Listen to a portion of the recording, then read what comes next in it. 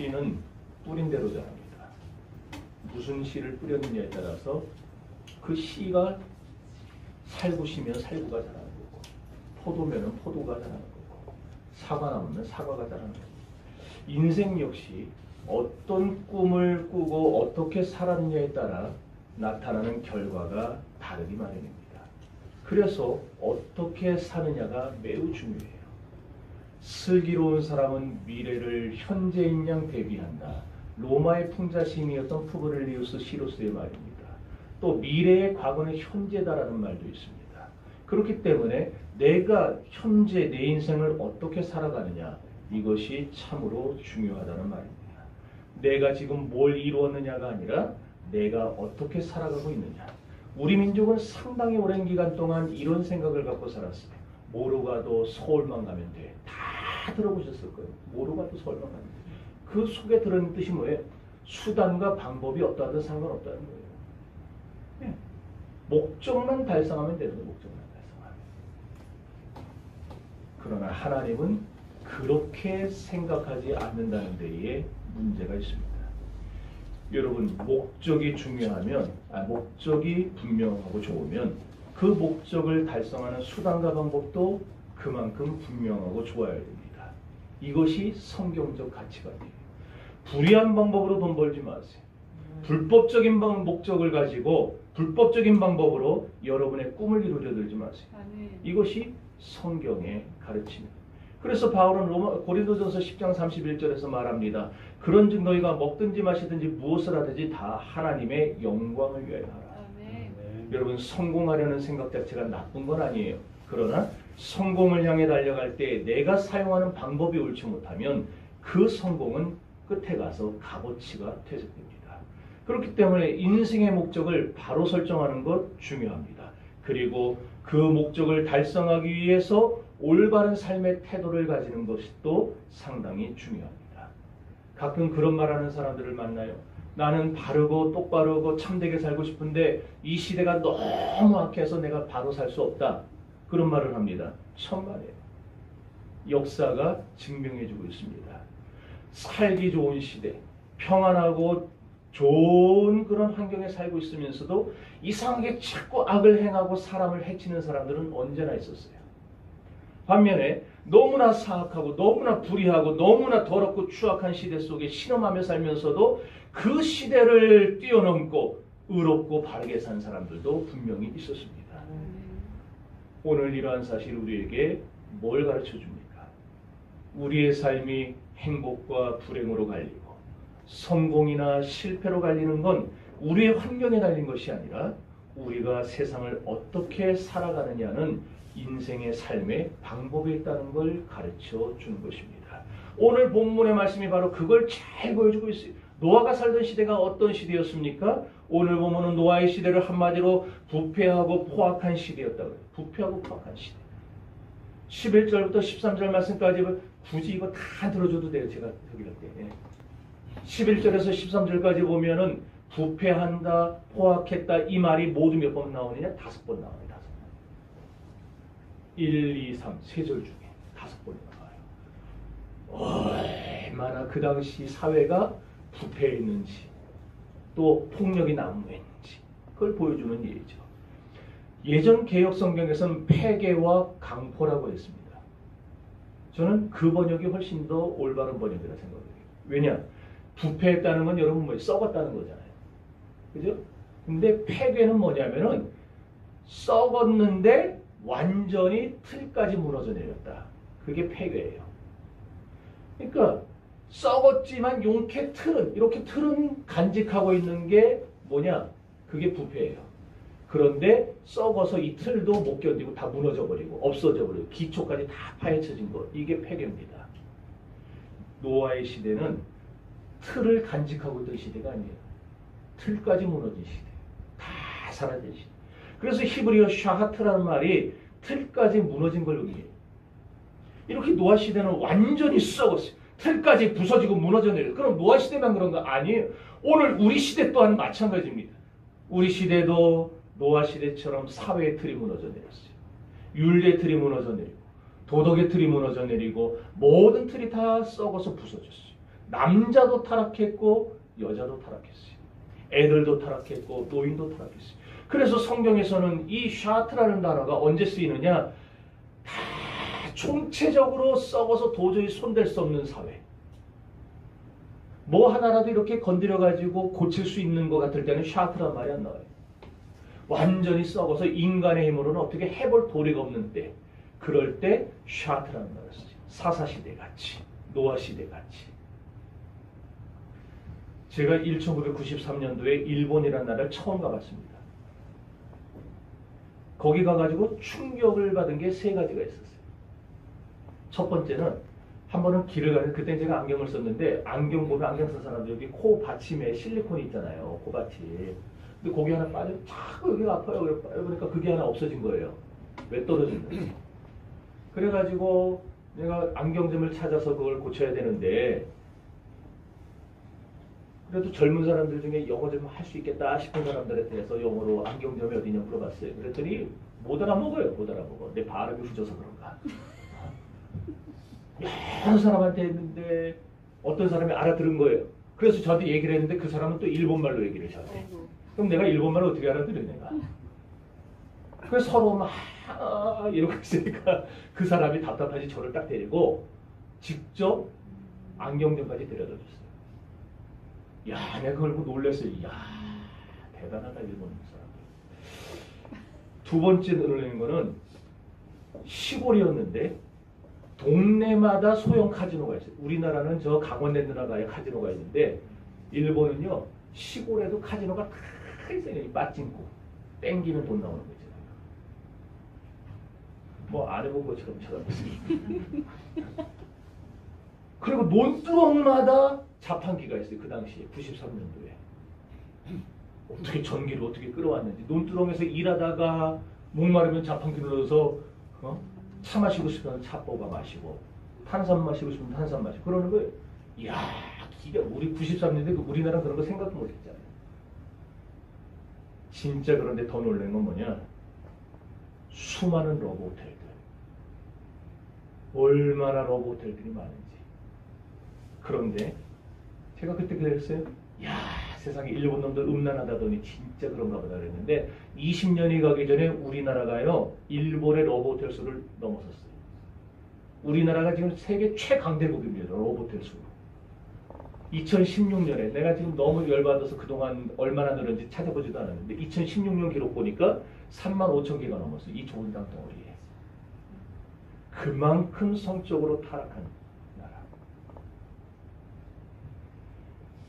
어떤 목사님이 지방에 세미나 갔다가 이제 하루 투숙을 해야 돼서 여관을 찾아갔는데 러브호텔인지 모르고 간 거예요.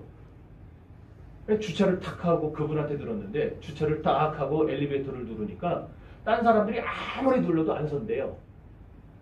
마주치는 일이 없도록. 아예 그렇게 설계가 됐대 엘리베이터가. 그래서 4층이면 4층 딱 누르면 문이 딱 열리잖아요. 그럼 바로 앞이 방문이에요. 열고 들어가면은 내가 왔다 갔는지도 모르고 아무도 몰라요. 진짜예요? 아, 몰라요? 안 걸려드네. 와, 그 얘기 듣고 되게 궁금하더라고요. 이거. 진짜 그런가? 얼마나 우리 세대가 폐괴하고 썩었는가, 얼마나 부패했는가를 보여주는 거예요. 그뿐 아니라 여기 강포라는 말은요, 하마스, 폭력, 강간이라는 말이에요. 하나님의 아들들이 사람의 딸들의 아름다움이 현혹되었어. 그래서 그들이 결혼을 했더니 그 사이에 네피림이 태어났는데 이 네피림들이 어떤 자들이냐? 폭력을 행사하고 강간을 행사하는 깡패들이었다 이거예요. 오늘 본문 3절에 보면 하나님의 신이 사람을 떠나고 사람은 타락해서 육체가 됐다는 말이 나옵니다. 육체가 됐다는 말은 죄의 영향으로 타락했다는 거예요. 하나님의 아들들은 셈의 후예고 사람의 딸들은 가인의 후예인데 오늘날로 말하면 신자와 불신자가 결혼한 겁니다. 그래서 하나님 모르는 자녀들이 태어난 거예요. 오늘날 현대인들의 성도덕이 왜 이렇게 심히 부패하고 타락했는가? 신자들이 넘어서는 안 될 신앙의 담을 뛰어넘었어요. 그래서 불신앙의 세계에 살고 있는 사람과 성적으로 접촉을 하는 거예요. 그래서 이 사회가 성적으로 부패해지게 됩니다. 세상 사람들한테 문제 있는 게 아니에요. 신앙인들이 불신자와 결혼하면서 이렇게 연애들 가운데 분명히 교회 다니는 걸 알아요. 아, 저 사람 교회 다니는데 저 사람은 교회 주일학교 주신데 저 사람 교회 집사인데 제가 알아요. 그런데 방송에 나와서 술 먹는 걸 아주 아무렇지 않게 얘기합니다. 어떤 이들은 여러분 과거에 섹스 비디오로 공경 처한 여자들이 있었어요. 그 엄마가 권사고 그 아빠가 장로였는데 오늘 우리 사회는 폭력이 난무하는 사회입니다. 기분 나쁘다고 때려요. 기분 나쁘다고. 지난 3월에도 키가 190되는 청년애가 노인이 자기 쳐다봤다가 엘리베이터에서 그 노인을 때려 전치 12주. 봤죠 그거? 돈 주지 않는다고 죽여요. 쳐다봤다고 칼로 찔러요. 지나가다 부딪혔다고 죽여요. 그뿐입니다. 우리나라가 얼마나 우리 사회가 부패하고 타락했는가. 현대인들이 너무 쉽게 외모에 빠져듭니다. 외모 지상주의. 나쁜 놈 범죄자가 잘생겼으면 범죄자가 비난받아야 되는데 범죄자가 옹호받아요. 잘생겼으면. 아닌 것 같아요? 신창원 신드롬이라고 있었어요. 들어보셨죠? 알지 않아요? 우리 어른들은? 97년도에 신창원 잘생겼어요. 그때 당시 여대생들 젊은 여자들 인터뷰하는데 제 말이 진짜인지 아닌지는 여러분 기록을 찾아보시면 돼요. 인터넷에서. 애들이 인터뷰를 하는데 신창원 편을 드는 거예요. 왜? 잘생겼다고. 피해자가 못생기면은 아유 저 인간은 그렇게 당할 만한 이유가 있을 거야. 피해자를 욕해요. 이런 현상이 노아 시대 때부터 시작된 거예요. 노아 시대 때 있었던 이런 문제는 결국 오늘날 우리 시대의 문제이기도 합니다. 20세기 초에 미국의 경제학자 소스타인 베블린이라는 사람이 유한계급론이라는 책을 썼어요. 그 책에서 유한계급의 여성들은 성도덕 따위를 따지지 않는다라는 말을 남겼습니다. 이게 뭐냐? 돈 품께나 있고 배웠다고 하고 독특한 개성을 가지고 자기가 제일이라고 하는 그런 오늘날의 현대 여성들은 도덕성을 안 따진다는 거예요. 자기 하고 싶은 대로 산다는 거예요. 자기 하고 싶은 대로. 실제로 남자들도 마찬가지고 여자들도 오늘날 성관념이 얼마나 문란합니까? 혼전 임신을 혼수 선물이라고 표현하는 시대예요. 혼수는 개뿔. 그게 무슨 혼수입니까? 타락의 열매지. 오늘날 우리 시대는 이렇게 윤리와 도덕이 무너진 지 오래됐어요. 1980년대만 해도 섹시하다는 말을 들으면 화를 냈습니다. 그런데 오늘날 섹시하다 그러면은 꼬맹이들도 초등학생들도 좋아해요. 아무렇지도 않게 섹시라는 말을 입에 달고 살아요. 이건 결코 좋은 현상이 아니에요. 가정주부들이 여러분 IMF 때 자식의 과외비 벌기 위해서 몸을 팔았다는 기사가 나왔었어요. 그때 우리 국민들이 얼마나 큰 충격받았습니까? 그런데 요즘은 비일비재해요.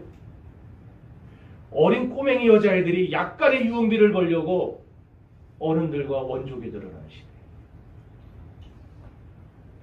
지금 이 나라는 간통죄마저도 위헌이라고 폐지시켜놨어요. 영아 살해가 분명한 낙태죄도 이제 더 이상 죄가 아니라고 폐지시켜놨어요. 낙태해도 되고 간통 저질러도 되고 나라를 완전히 다 착살을 해놨어요. 이토록 우리 시대는 타락했어요. 음란합니다. 폐계와 강포가 판을 쳤던 노아 시대와 오늘날의 우리 시대를 비교해보면은 결코 우리 시대가 낫다고 말을 못해요. 죄악이 관영한 시대가 되고 말았습니다. 그뿐입니다. 오늘날 이 시대에 얼마나 폭력적이에요. 저는 지금도 잊혀지지 않는 사건 하나가 지난 2002년도에 뭐 있었어요? 우리나라에? 월드컵 있었죠. 그때 이탈리아가 우리한테 깨졌어요. 네, 우리나라 이탈리아 이기고 올라갔잖아요. 여러분 스포츠 경기에서 지면 어떻게 해야 돼요? 깨끗이 승복해야죠. 우리가 이번에 일본한테 야구 만판 깨졌을 때 저희 감정적으로는 일본 놈들 그냥 확 그냥 일본 땅에 불질러 보고 싶었지만 스포츠에서 졌으니까 받아들여야죠. 그런데 그때 이탈리아 사람들이 기억나세요? 라커룸에 들어가가지고 몽둥이로 그냥 거기 있는 모든 집기를 다 깨부셨어요. 그 그리고 관중들 나오면서 관중들이 막 있으니까 막 좋아하고 그러니까 막 대한민국 이거 하니까 막 승질을 부리고 막 그냥 뭉동이 휘두르고 욕을 하고 그랬어요. 이탈리아 사람들이. 그리고 지네 나라 돌아가서 방송 출연해가지고 뭐라고 했느냐. 우리나라 선수와 히딩크 감독 욕을 하는데 난 참 욕할 게 그렇게 없었나? 저놈들이 개고기 먹어갖고 개같이 뛰어나서 우리가 못 이기고 진 거라고. 아, 그게 할 말이에요. 우리가 뭘 먹든 지들이 뭔 상관이야. 그래서 한동안 이탈리아 가 있던 우리 안정환 선수나 여러 사람들 얼마나 거기서 어려웠습니까? 근데 그 사람들이 그렇게 된 데에는 이유가 있었어요. 왜냐하면은 1980년대에 이탈리아 정부가 모든 학교에서 도덕, 윤리 이걸 가르치지 말라고 해놨어요. 20년이 지나서 그 부작용이 나타난 게 2002년 월드컵이었어요. 왜? 도덕을 배운 적이 없으니까. 학교에서 윤리를 배우질 않았으니까 뭐가 옳고 그른지를 판단을 못하는 거예요. 이 젊은 애들이, 20대, 30대 애들이. 그래가지고 자기 감정에 따라서 행동하고 하고 싶은 대로 막 그냥 휘두르고. 우리나라도 민주당의 이해찬 고문, 고 김대중 대통령 정부에서 교육부 장관 하면서, 문교부 장관이었을 때 그거 하면서 그 사람이 뭐 했는지 여러분 아세요? 학교에서 우리나라도 도덕 과목을 폐지시켜버렸어요. 10년 동안, 노무현 정부까지 10년 동안 학교에서 도덕을 못 가르쳤어요. 20년이 지나서 오늘날 그 폐해가 나타나고 있는 거예요. 젊은 애들이 지하철에서 노인한테 폭행하고 쌍욕을 하고 술 취한 사람이 임산부의 배를 걷어차고 국민성이 아주 저질이 되어버렸어요. 어른을 어른으로 대접 안 하고 아이를 아이로 보호하지 않고. 왜? 윤리를 배운 적이 없으니까. 도덕을 배운 적이 없으니까. 우리 간혹 그러잖아요. 애들 보고 너 학교에서 넌 도대체 뭘 배우냐? 도덕 안 배우냐? 예, 안 배웁니다. 그때 그랬어요. 안 배운다고. 여러분 유대인들도요. 유대인이 다 똑같은 유대인이 아니고 두 종류예요. 세파라딤이라는 유대인이 있고 아슈케나즘이라는 유대인이 있어요. 세파라딤은 여전히 율법을 지키고 율법에 매여서 생활하는 정통 유대인들이에요. 그런데 아슈케나즘은 수백 년, 수천 년 동안 외국을 돌아다니면서 서구 문명에 젖었어요. 그래서 유대인으로서는 해서는 안 될, 율법을 버렸으니까 유대인으로서 해서는 안 될 걸 다 하고 다니는 거예요. 근데 다 볼 땐 유대인이에요. 세상 사람들이 우리를 볼 때 우리도 기독교인, 신천지도 기독교인 이딴 식으로 하는 거랑 똑같은 거예요. 세파라딤과 아슈케나즘은 서로 완전히 상종을 안 해요. 사마리아인과 유대인들처럼. 그런데 겉에서 볼 땐 다 유대인인 거예요. 다 유대인. 세파라딤은 돼지고기 안 먹습니다. 타조고기도 안 먹어요. 왜? 날지 못하고 걸어다니는 짐승은 부정하다 그래서 율법에 먹지 못하게 해놨으니까 못 먹어요. 그런데 아슈케나즘은요. 없어서 못 먹지 다 먹어요. 뭐든지. 그래서 이스라엘 가면은 유대인이 경영하는 삼겹살집이 있어요. 그 누구냐? 아슈케나즘 유대인이에요. 전혀 못 들어봤었는데. 요즘 이스라엘도 이렇게 정통 율법을 지키는 사람들과 율법을 안 배우고 율법을 멀리하는 사람들 사이에서 사회적인 혼란이 가중되고 있어요. 노아 시대, 우리 시대, 이스라엘 사회 말 것 없이 마땅히 배워야 될 걸 배우지 않고 가르쳐야 될 걸 가르치지 않으면은 사회는 결국 혼란 속에 빠져들 수밖에 없는 겁니다. 그러면은 이렇게 세상을 혼란에 빠뜨리는 부패와 썩음, 이런 강포의 원인이 뭐냐? 따라합시다. 마음으로 생각하는 것이 항상 악할 뿐임을 보시고. 예, 마음에서 나오면 마음에서. 결국 인간의 부패, 인간의 타락, 인간의 강포, 이게 다 어디서 나오느냐? 우리 마음에서 나오는 거예요. 마음에서. 세상이 이렇게 썩고 부패하고 폭력이 난무하니까 일부 그리스도인들이 이런 사회를 변화시키자고 물리력을 행사합니다. 막 데모를 합니다. 저는 그걸 잘못했다고 말하고 싶진 않아요. 그러나 문제는 뭐냐? 죄인인 인간이 자기 죄성을 그대로 갖춘 채 이 사회의 죄를 깨우쳐 보겠다고, 이 사회의 잘못을 고쳐보겠다고 하는 게 얼마나 무섭습니까? 내가 깨끗해진 다음에 하면 몰라도 내 죄성 그대로 가져놓고 그걸 가지고 세상을 바꿔보겠다고. 여러분, 더러운 손으로 물건 만지면 이 물건도 더러워지는 거예요. 깨끗하게 소독한 다음에 만져야 되는 거지. 아닙니까? 그렇듯 죄인도 자신의 죄를 해결하지 못한 채 사회 구조를 개혁하겠다. 이 사회를 바꾸겠다. 이 사회를 갱신하겠다. 다 자가당착이 헛수고입니다. 그리스도인은요, 우리가 자꾸 착각을 하는 게, 우리 간혹가다 그러잖아요. 세상을 변화시키는 그리스도인이 됩시다. 저 그 말 맞아요. 저도 인정을 해요. 그러나 그리스도인은 먼저 세상을 변화시키는 존재가 아니고 자기 자신을 변화시키는 존재예요. 내가 변화되면 세상은 변합니다. 내가 변화되지 않으면 세상도 변화되지 않습니다. 내가 변화되지 않은 채 세상 변화시키자. 안 돼요. 그리스도인은 세상을 변화시키려고 데모하는 존재가 아니고 죄로 인해 더러워진 나 자신의 내면과 생활을 예수 그리스도의 보혈로 씻어내고 죄사함 받아서 내 영육의 변화를 받음으로써 내가 존재하는 가정, 내 직장, 내 사회, 내 사업장, 내가 들어가는 모든 삶의 현장들을 변화시키는 존재가 그리스도인이에요. 그러니 여러분들 항상 자기 자신의 변화를 위해서 사세요. 그게 기독교고 그게 그리스도인이에요. 우리 인간의 힘으로, 우리 인간의 물리력으로는 절대로 이 세상 변화 못 시킵니다. 왜냐? 이 세상을 장악하고 있는 원수 사탄 마귀가 인간의 죄성을 이용해서 세상을 계속 더럽히고 있는데, 이 마귀와의 싸움을 인간의 힘으로 이길 수 있는가? 못 이기기 때문에 그래요.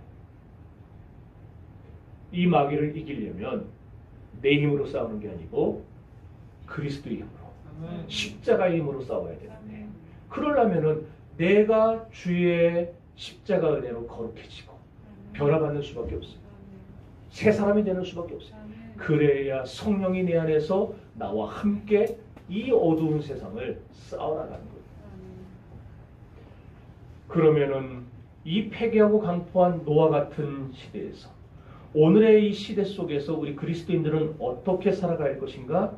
한마디로 노아처럼 살아야 됩니다. 제가 딱 1년 전에 노아 설교를 했어요. 그러나 노아는 이 제목으로. 그때 내가 노아의 이름의 뜻이 뭐라 그랬어요? 잊어버렸어 그거를? 노아 이름 뜻 놔! 놔! 안 놔! 그 노아라 그랬잖아요. 여러분, 노아는 그거 잘했어요. 놔! 마귀가 잡으려 놔! 불이가 잡으려 놔! 우리 그리스도인들이 노아처럼 싸우면서 살아요. 오늘 8절에 이렇게 말씀합니다. 한번 8절 읽어봅시다. 시작. 그러나 노아는 여호와께 은혜를 입었다. 아멘. 여기 은혜를 입었다는 말은 하나님께 총애를 받았다는 말이에요. 히브리 성경에 마차라는 말로 되어 있는데, 마차의 뜻은 뭐냐? 발견됐다는 뜻입니다. 그러니까 우리 성경하고 뜻이 완전히 달라요. 그런데 결국 뭐냐? 노아가 하나님의 눈 속에서 발견한 게 있어요. 뭘 발견했느냐? 자기에게 은혜를 주시려는 하나님의 마음이 들어있다는 걸 발견했어요. 그게 은혜를 입었다는 뜻이라는 거예요. 오늘 여러분들이 하나님의 마음을 발견하시기를 바랍니다. 내게 은혜 주시려는 마음, 내게 복 주시려는 마음, 내게 건강 주시려는 마음, 내게 능력 주시려는 마음, 이런 하나님의 마음을 발견해야 돼요. 오늘 노아는요, 부패한 세상 속에서 정말 이 세상을 심판하고자 하는 하나님의 결연한 의지를 하나님의 눈 속에서 봤어요. 그리고 이 세상 속에서 숨가쁘게 믿음으로 살려고 애쓰는 노아를 하나님이 사랑의 눈으로 바라보는 걸 봤어요. 사랑하는 성도 여러분, 우리는 시대가 갈수록 더욱 은혜 생활에 매진해야 됩니다. 노아는 인간의 힘으로 이길 수 없는 사악하고 부패한 세상, 강포한 죄악 중에 살면서도 하나님의 은혜 속에 보호를 받으면서 죄와 상관없이 세상을 살아갔어요. 이것이 여호와께 은혜를 입었다는 뜻입니다. 우리는 죄가 많으면 많을수록, 세상이 타락하면 타락할수록 더 은혜를 많이 받아야 돼요. 은혜 생활에 주력해야 됩니다. 그래서 오늘날 이 시대 속에서 여러분 더 열심히 해야 되는 거예요. 과거보다. 여러분이 옛날 내 첫사랑을 회복하기, 첫사랑 회복 정도가 아니라 첫사랑을 갖고 있었던 그때보다 더 열심히 해야 돼요. 오늘날. 그래야 살아남을 수 있어요. 그래야 살아남아. 청년이 무엇으로 그 행실을 깨끗게 하리이까 주의 말씀만 지킬 따름이니이다. 시편 119편 9절 말씀입니다. 하나님의 말씀과 기도 생활을 통해서 예수의 보혈로 구속함을 받고 그 영적인 깊은 세계 속에 들어가서 주님과 교통해야 우리가 죄악 세상에 물들지 않을 수가 있는 거예요. 놀 거 다 놀고 갈 때 다 가고 공부할 수 있는가? 못해요. 놀 거 절제하고 가고 싶은데 절제해야 공부할 수 있는 거지. 마찬가지 이 세상의 즐거움을 다 추구하고 이 세상의 쾌락 다 추구하고 우리가 은혜 생활할 수 있는가? 못해요. 이 세상의 쾌락 끊어내고 이 세상의 즐거움 끊어내고 이 세상에 우리 유혹하는 것들 끊어내야 우리가 말씀에 집중하고 기도에 집중하고 은혜 생활에 집중할 수 있는 겁니다. 은혜 생활은 은혜를 추구해요. 그래야 은혜 생활이 돼요. 믿습니까? 아멘. 여러분 우리 힘으로는 절대 죄악 세상 못 이깁니다. 여러분의 정의감, 여러분의 혈기가 죄가 들어오는 그 현실을 이겨낼 수 없고 막을 수가 없어요. 다 할 것 같죠? 다 할 것 같죠? 못해요. 못해. 오직 하나님의 은혜가 우리를 보호해야 우리가 이 죄악을 이길 수가 있는 겁니다. 은혜란 하나님이 거저주시는 선물이에요. 우리가 바로 살고 하나님 앞에서 깨끗이 살아야 하나님이 기뻐하는 사람이 될 테니까 하나님이 그래서 우리에게 은혜의 옷을 입혀주시는 거예요. 우리가 잘나서 입혀주시는 게 아니고 우리가 뭐 똑똑하고 예뻐서 은혜 주시는 게 아니라 은혜의 옷을 입혀줘야 우리가 그 옷에 합당하게 사니까. 그래서 은혜 주시는 거예요. 그럼 누구든지 다 받을 수 있는 겁니다. 은혜는. 못 받을 사람이 없어요. 왜? 선물이니까. 그 주인의 마음에 들기만 하면 다 받는 거예요. 제가 선물 들고 있어서 주려고 그래요. 제가 그러잖아요. 우리 교인들 뭐 하려고 하면 내가 한 사람한테 더 주려고 그러잖아요. 그러니까 마음에만 요만큼이라도 들면 주는 거예요. 다 줘. 하나님도 그래요. 은혜는 못 받을 사람이 없어요. 다 받을 수 있어요. 보아스가 룻이 자기를 찾아와서 새벽녘에 보아스의 옷깃으로 탁 덮었어요.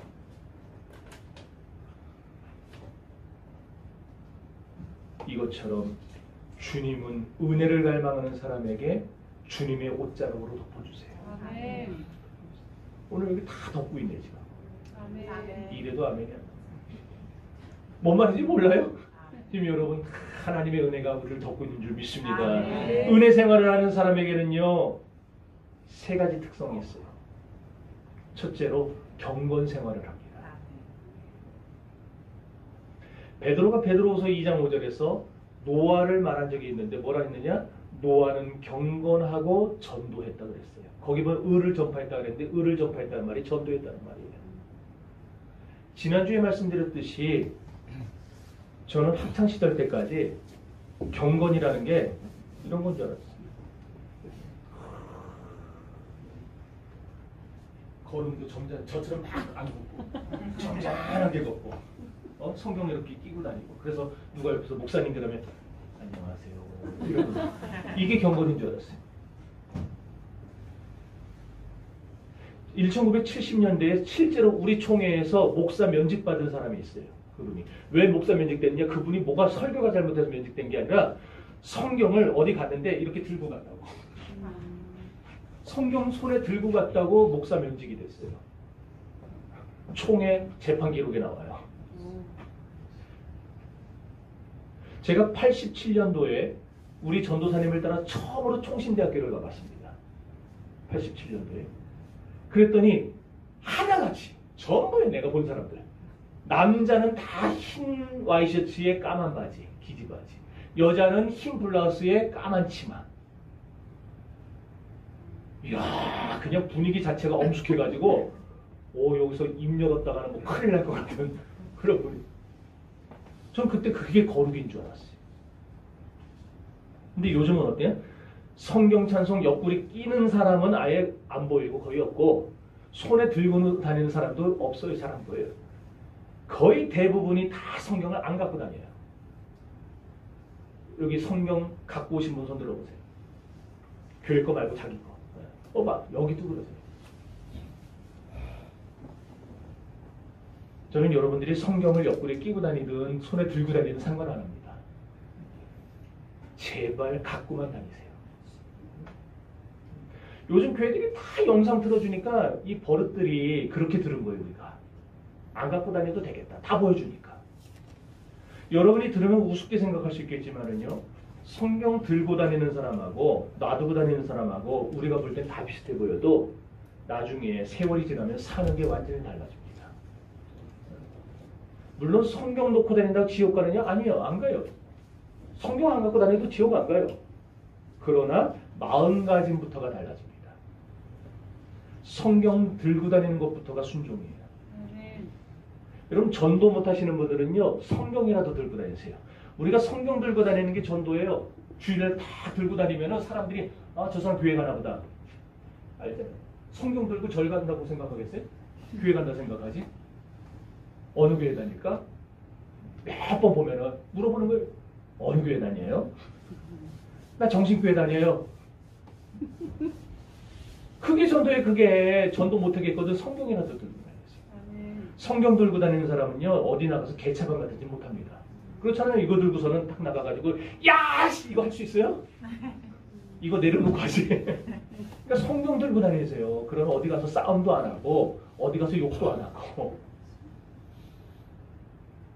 여러분 경건이라는 건요, 하나님께 끈을 매달고 사는 거예요. 그러니까 말씀의 끈으로 하나님 붙들고 기도의 끈으로 하나님 붙잡고, 그게 경건이에요. D.L. 무디는 초등학교밖에 못 나왔는데 설교 1시간짜리 하면은요, 문법이 수십 군데가 틀려요. 얼마나 참 듣기 답답해요. 그런데 그 사람이요, 얼마나 경건한 사람입니까? 한 번은 28대 대통령 역임했던 우드로 윌슨이 청년 시절에 이발소를 갔는데 손님들하고 이발 싸고 얼마나 시끄럽게 떠드는지, 거기 앉아서 머리를 감고 있는데 문을 삑 열고 어떤 사람이 들어와요. 노신사가 딱 들어오는데 일순간 모든 사람들이 탁 입을 닫고 아무 말도 안 하는 거예요. 그 손님이 머리를 다 깎고 나갈 때까지 아무도 입을 안 열어요. 너무 궁금해요, 윌슨이. 그래서 이발사한테 물어봤어요. 저분이 누굽니까? 그랬더니 저분이 바로 무디 선생입니다. 그럼 초등학교밖에 못 나온 그런 사람이었지만 경건 생활을 하는 사람이니까 가는 곳마다 사람들이 시끄러운 것도 잠잠해집니다. 오늘 저도 그렇고 우리 교인들도 그렇고 여러분이 들어가는 곳에 시끄러운 소동이 잠잠해지기를 바랍니다. 아멘. 그러려면 경건해야 돼요. 아멘. 경건 생활에 힘쓰시기를 바랍니다. 아멘. 육체의 연습은 약간의 유익이 있지만 경건의 연습은 범사의 유익이 있다고 그랬습니다. 성도 여러분, 말씀 읽으세요. 말씀 묵상하세요. 그리고 기도하세요. 경건 생활 노아처럼 하세요. 그러면은요, 마귀가 왔다가 물러가는 거예요. 두 번째로 노아는 어떻게 살았느냐? 경건 생활만 한 게 아니라 전도 생활을 했어요. 전도 생활. 아니, 홍수 온다고 회개하고 똑바로 예수 믿으라고 방주를 지으면서 120년 동안 심판이 올 거라고, 홍수가 올 거라고, 하나님이 심판하실 거라고, 그러니까 이제 예수 믿어야 된다고. 그는 120년을 전도했어요. 120년. 그런데 120년 동안 한 사람도 전도를 열매를 못 거뒀어요. 어느 누구도 전도를 받고 나오질 않은 거예요. 여러분, 성경은 이렇게 노아 전도 받고 한 사람도 회개한 사람이 없었다. 그래도 노아는 포기하지 않았습니다. 비가 내린 그 순간까지 노아는 끝까지 전도했습니다. 우리가 복음을 전해도 이렇게 안 받아들일 수 있어요. 태신자 전도를 하고 여러분들 나와서 예수 믿으세요, 교회 나오세요 해도 안 하는 사람들이 있어요. 아무리 해도 또 안 받아들이는 사람들이 있어요. 그렇다고 포기하지 마세요. 듣든지 안 듣든지 우리는 증거만 하면 되는 거예요. 열매는 하나님이 맺으시는 거지 우리가 맺는 게 아닙니다. 노아는 안 들어도 전도했어요. 안 들어도. 우리 정신교회 성도들, 여러분 빈자리 보면서 여러분 마음에 아픔이 나와야 돼요.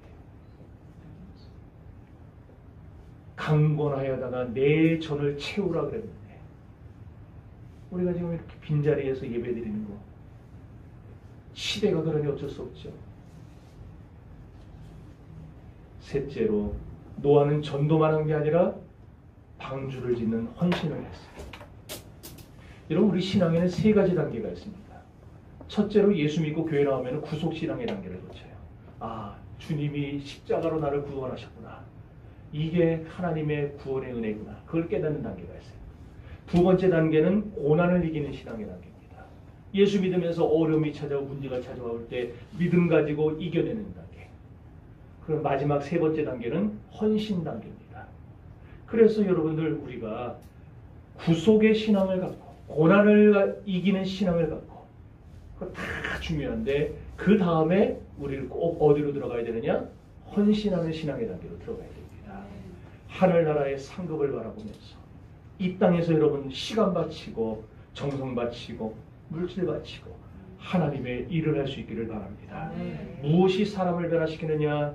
은혜입니다. 은혜 생활이 말씀과 기도 생활이 우리를 변화시키고 전도 생활이 우리를 변화시키고 경건 생활이 우리를 변화시키고 헌신 생활이 우리를 변화시키고 이렇게 은혜는 이 세상에서 사람을 변화시키고 죄악 세상에서 승리하게 만드는 원동력이 됩니다. 그래서 찬송가 197장은 말합니다. 하나님을 가리켜서 뭐라고 하느냐? 은혜가 풍성한 하나님이라고 그러고 있어요. 은혜가 풍성한 하나님은 믿는 자 한 사람 한 사람 어제나 오늘도 변함없이 우리에게 뭘 주세요? 뭘 주세요? 불러봐야 할 건가? 여러분 하나님은 은혜의 하나님입니다. 그러니 은혜 생활 열심히 하시기 바랍니다. 은혜 충만 받기를 바라요. 이런 은혜를 수여하는 여러분들 될 수 있기를 주의 이름으로 축원합니다. 요즘 사람들은요, 요즘 사람들 좋아하는 설교는 싫어하는 소리 이렇게 빼야 돼요. 자극하는 소리 빼야 돼요. 잘한다 잘한다 잘한다 이런 소리 해야 좋아요. 그런데 저는 싫어하는 소리를 합니다. 듣기 싫은 소리 하고 자극하는 소리도 해요. 모르긴 몰라도 우리 교인들 중에도 제 설교 싫어하는 사람이 있을 거예요. 큰 교회 목사들 설교 들으면서 거기에 익숙해져가지고. 하지만 반드시 제 설교에만 되는 사람도 있어요. 아멘. 아멘.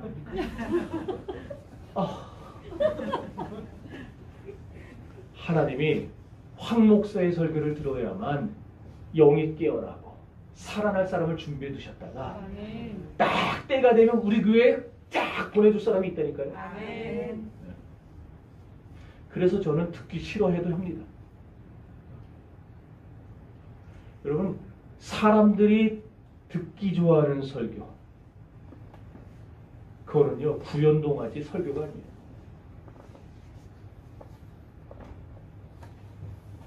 우리 정신교회 나오는 성도들은 구연동화 들으러 나오지 마세요. 목사가 여기서 원맨쇼 하면서 하는 그런 거 들으러 나오지 마세요. 우리의 심령을 살리는 말씀 들으러 나오세요. 그래서 성경이 뭐라 그랬어요? 설교는 불 같고 방망이 같다 그랬어요.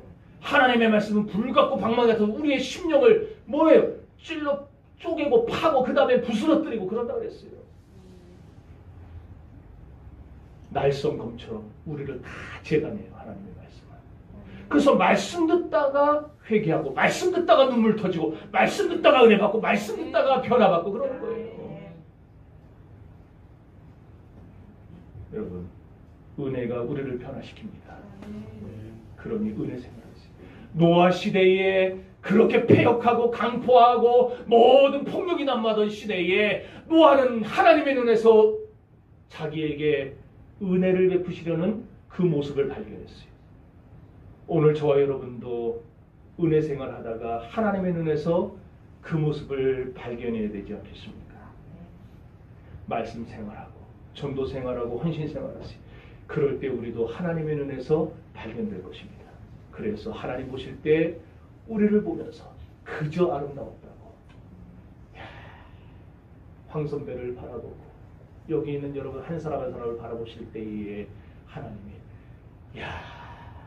참 아름답다. 내가 참 너 잘 지었다. 내가 참 너 세상에 잘 보냈다. 그렇게 하나님이 칭찬할 수 있는, 그렇게 평가받는 우리 정심의 가족들이 될 수 있기를 주의 이름으로 축원합니다. 우리